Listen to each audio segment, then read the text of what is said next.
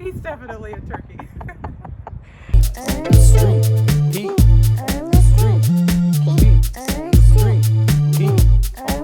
Come on now.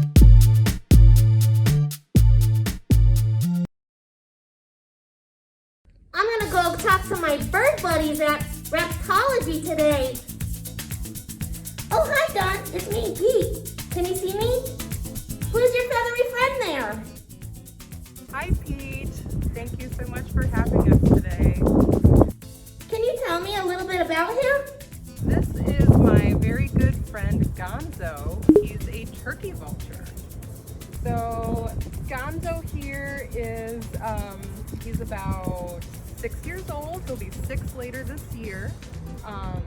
He is what is referred to as a human imprint. So physically there's nothing wrong with him. Someone found him as a very young vulture and took him to a rehab facility. He may have been orphaned or abandoned. We won't ever really know his story. He's very excited about this, can you tell? So he doesn't have any injuries.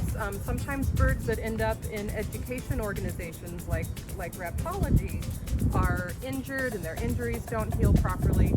Gonzo physically is fine. He just doesn't realize that he's a vulture. He thinks that he might be a person because he was raised by people. He is so big. How big is he?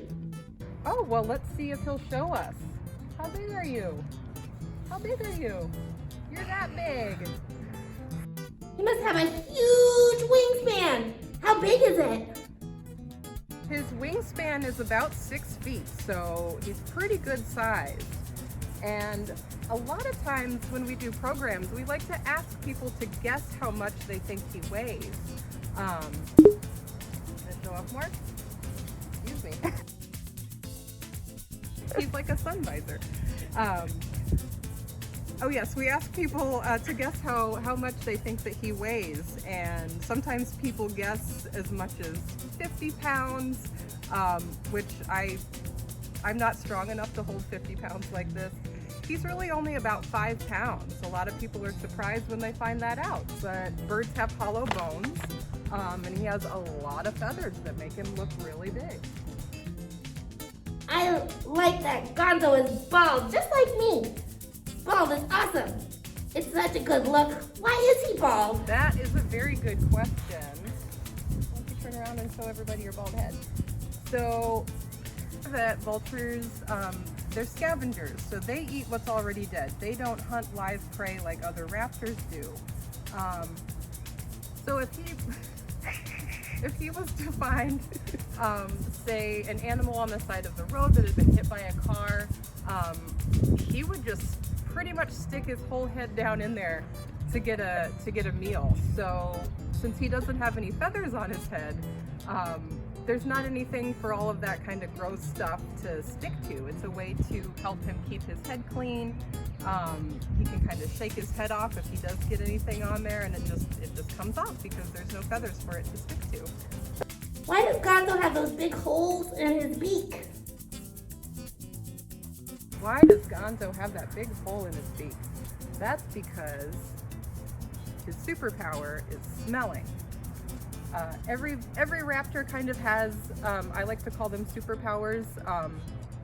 Hawks they have really great eyesight. Owls have super hearing. Gonzo here has super smelling because he wants to be able to find those stinky dead carcasses that he loves to eat.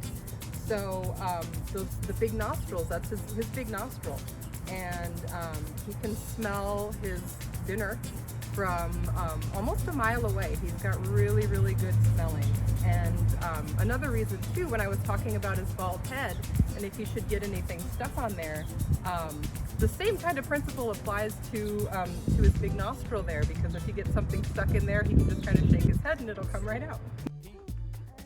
Wow, we've learned so much about turkey vultures. Thanks, Don and Gonzo.